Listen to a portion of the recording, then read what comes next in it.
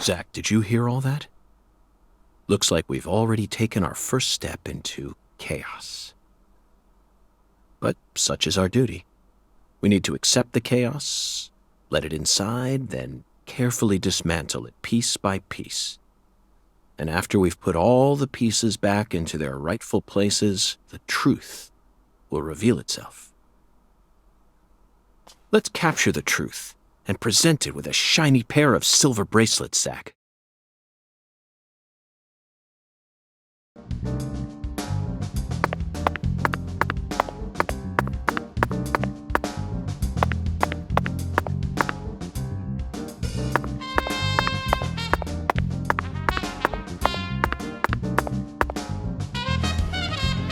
Zach, here's another perfect symbol of the human condition. Hunting trophies.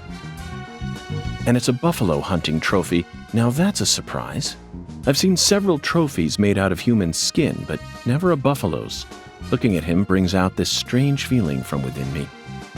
Yes, the very same feeling I got when watching a certain film from 1984, directed by Peter Hyams, 2010. The last scene in that film filled me with such a sublime, majestic feeling. It was filled with everything that was missing from the finale of 2001: A Space Odyssey. Just talking about it makes me want to watch it again. Let's watch it once we get home. Promise, Zach.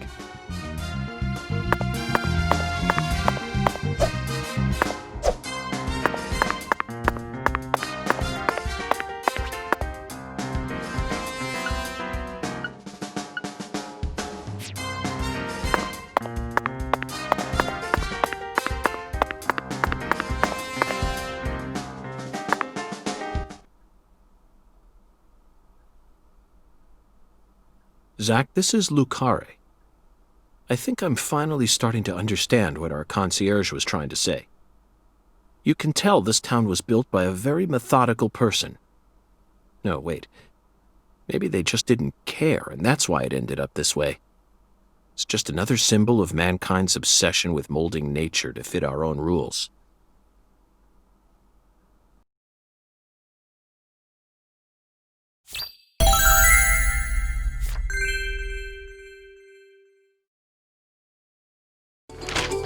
Zach, what did you think of Hungun's oracle? Despite all the dramatic build-up, it's little more than a childish riddle. Heartwarming, really. Exactly the kind of feeling one gets from the good old-fashioned countryside.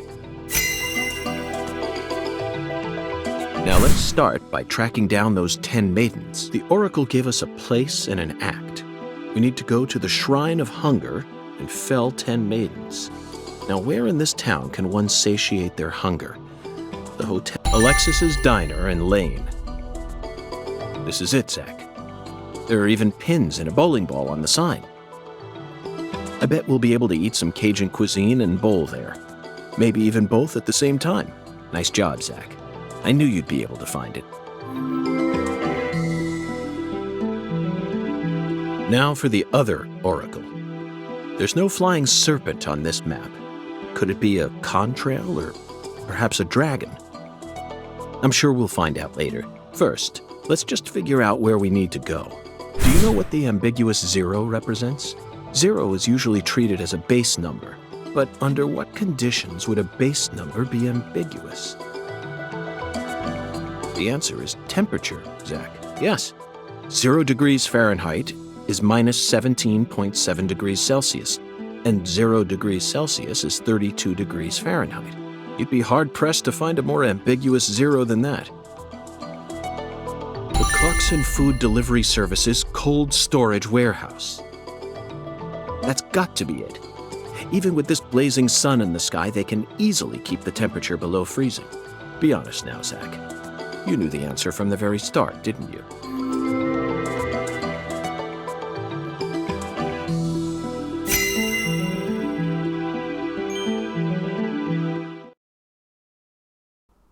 And how about that Hungun? What a mysterious character. His oracles may end up determining how much time we spend in this town.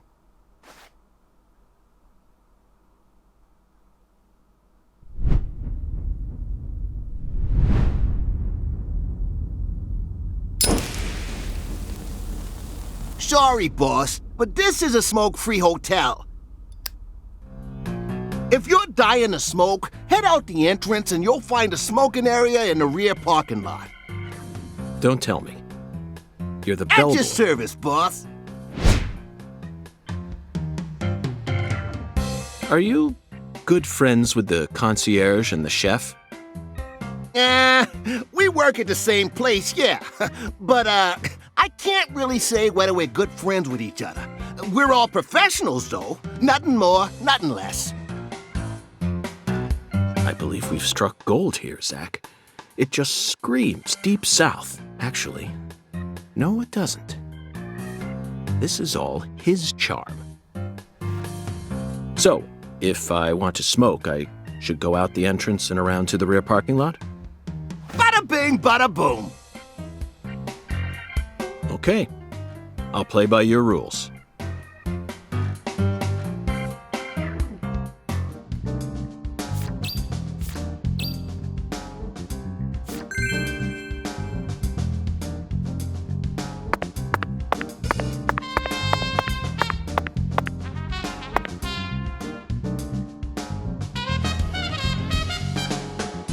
Hiya, boss. How can I be of service?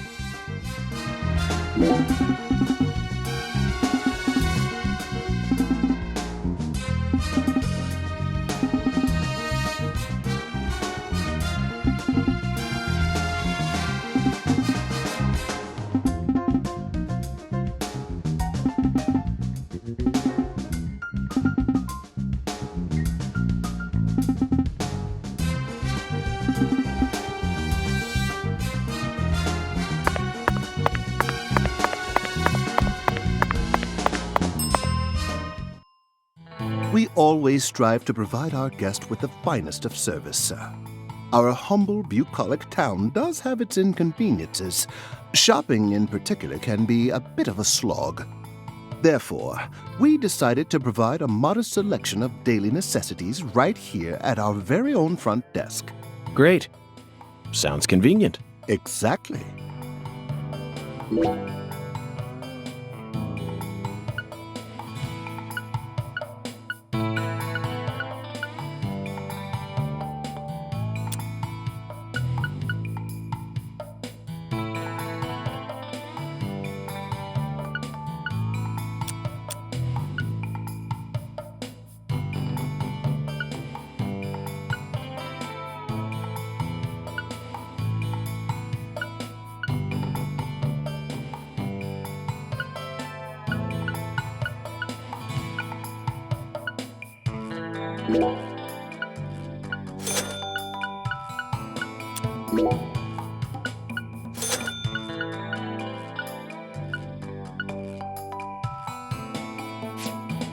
Please don't hesitate to let me know if you're in need of anything, sir.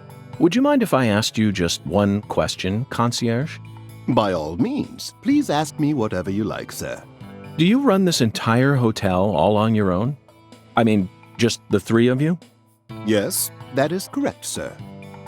So you, or the three of you, own the entire place? Oh, heavens no, sir. The chef, the bellboy, and myself are all mere employees of this fine hotel.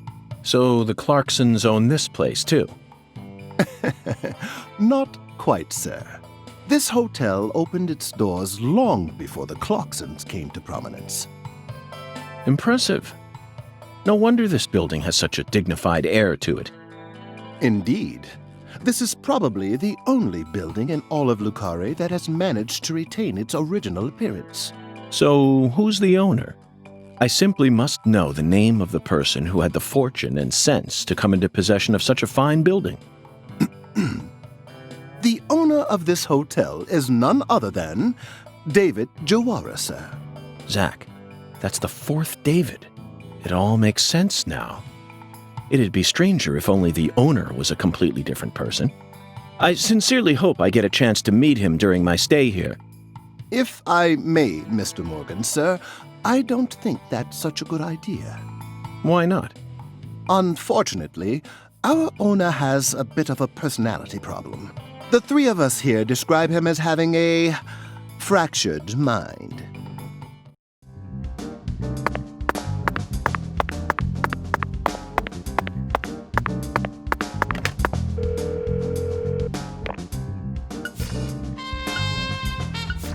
Whether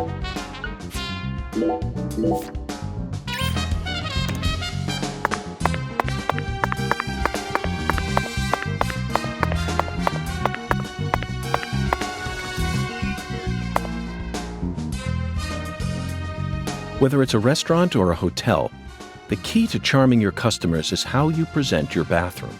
I'm sure you feel the same way, don't you, Zach? Now this is the kind of bathroom a person can really get excited about. It might even trump the one we saw in that drug dealer's house in Austin. Remember? The art piece on display in there utilized the natural curves of human ribs in such a novel way. It was truly brilliant.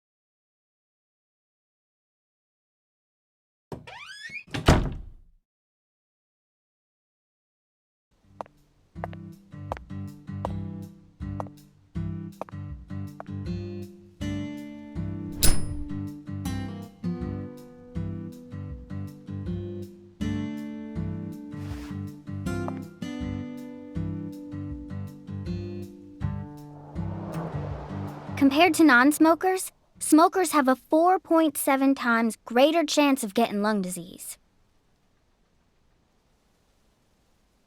You know that means it's more likely than getting asbestos poisoning? The risk of death from lung cancer is actually much lower than what you think it is. In fact, it's tiny when compared to heart disease, strokes, and pneumonia.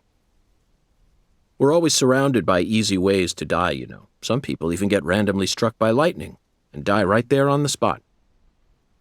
Then I reckon you also know that secondhand smokers have 1.3 times greater the risk compared to smokers? Of course. So you won't mind paying the damages when I die of lung disease? How about writing that in a contract for me? You got a pen, right?